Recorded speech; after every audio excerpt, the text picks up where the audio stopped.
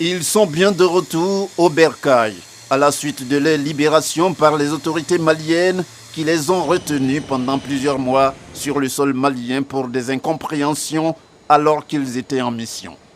À leur arrivée à l'aéroport Félix Houphouët-Boigny de Port-Bouilly, la pendule marque 23h45. Les 46 soldats ivoiriens, qui viennent s'ajouter aux 3 autres libérés plus tôt, regagnent ainsi leur pays sain et sauf. Un retour dans l'honneur, vu que c'est leur chef suprême, le président de la République Alassane Ouattara, qui les honore par sa présence à leur accueil. Pour ces soldats, la joie de retrouver leurs familles respectives ainsi que leurs frères d'armes est si grande et les mots pour l'exprimer s'avèrent insuffisants. Nous sommes très heureux et soulagés de retrouver la mère patrie. Je voudrais exprimer au nom de tout le groupe notre profonde gratitude pour tout ce qui a été entrepris pour notre retour au Bercail. Nous voudrions adresser nos remerciements à toutes les autorités ivoiriennes, avec à leur tête Son Excellence, Monsieur le Président de la République, chef suprême des armées. Pour le ministre d'État, ministre de la Défense, Téné Birahim Ouattara, c'est un grand moment de retrouvailles. Je suis un homme heureux ce jour.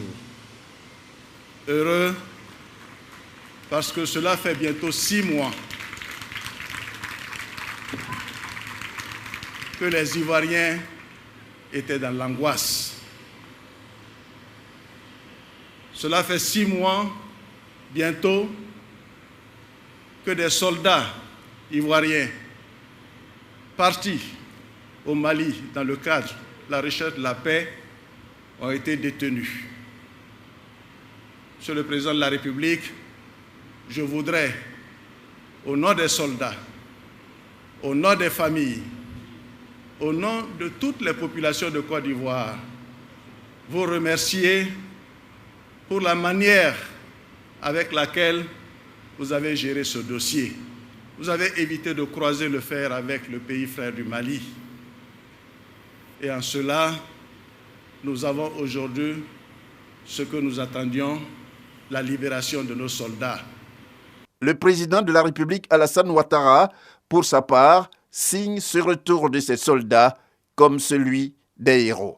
Mes chers soldats, je voudrais que vous soyez rassurés, que vous n'avez absolument rien à vous reprocher.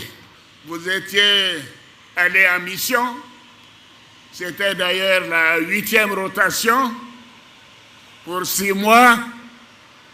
La mission n'a pas été facile, mais vous voilà de retour exactement 6 mois après votre départ de Côte d'Ivoire. Donc, comme vous avez l'occasion de le dire, je dirais mission accomplie. Et bravo à vous.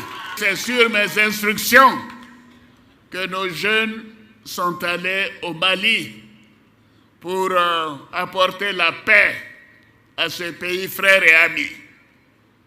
Et voilà que malheureusement, pour des problèmes administratifs, une terrible incompréhension s'est installée entre nos frères maliens et nous. Aujourd'hui, ils sont de retour. Et je dois dire que ce sont des héros. Bravo à vous, généraux.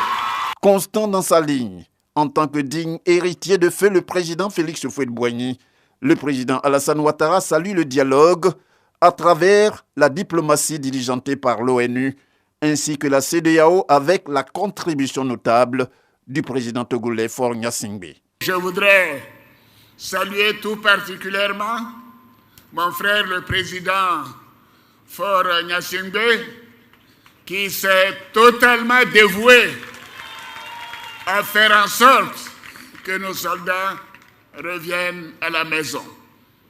Mais je salue également mon jeune frère, mon fils, le président Ambalo, président en exercice de la CEDEAO, qui n'a ménagé aucun effort pour mobiliser la CEDEAO, l'Union africaine et le monde entier pour le retour de nos soldats en Côte d'Ivoire.